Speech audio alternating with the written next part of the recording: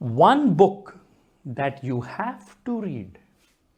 मैं इस किताब के बारे में अलग से एक बनाऊंगा, लेकिन ये किताब आपको ज़रूर पढ़नी चाहिए अगर आपको इंडिया का फिनेंशियलाइजेशन, फिनेंशियल इंक्लूजन और फिनेंशियल सर्विसेज समझना है अगले 10, 15, 20 साल।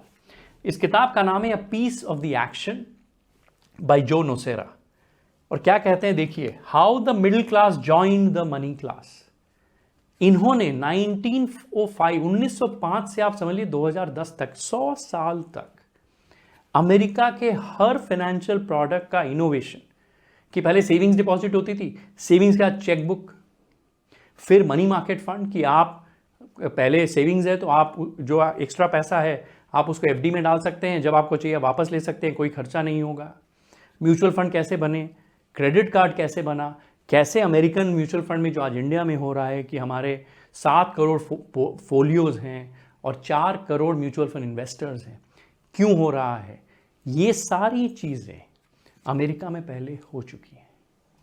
तो 100 years of American financial market history, और किस तरह एडवर्टाइजिंग हुई। Fidelity for example mutual fund को टीवी की एड से थ्रू बेचना शुरू किया था, वो डिस्ट्रीब्यूटर के थ्रू नहीं बेचते थे, क्योंकि उन्हें लगता था कि डिस्ट्रीब्यूटर बहुत ज़्यादा पैसे बनाते हैं, इतना पैसा हम नहीं चाहते कि हमारे रिटेल इन्वेस्टर्स दें।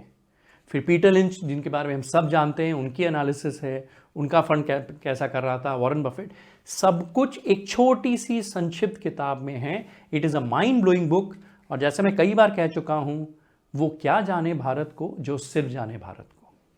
अगर भारत को जानना है, mutual fund, saving deposit, private equity, AIF, ये जितनी चीज़ें हैं, हेज फंड, इंडिया में जो आज आप देख रहे हैं और बढ़ना शुरू हुआ है, वो आपको समझना। आप ये किताब पढ़ लीजिए, आपको समझ में आ जाएगा कि इंडिया की जो तेज़ी है वो 6 महीना 1 साल की नहीं है, स्ट्रक्चरल है।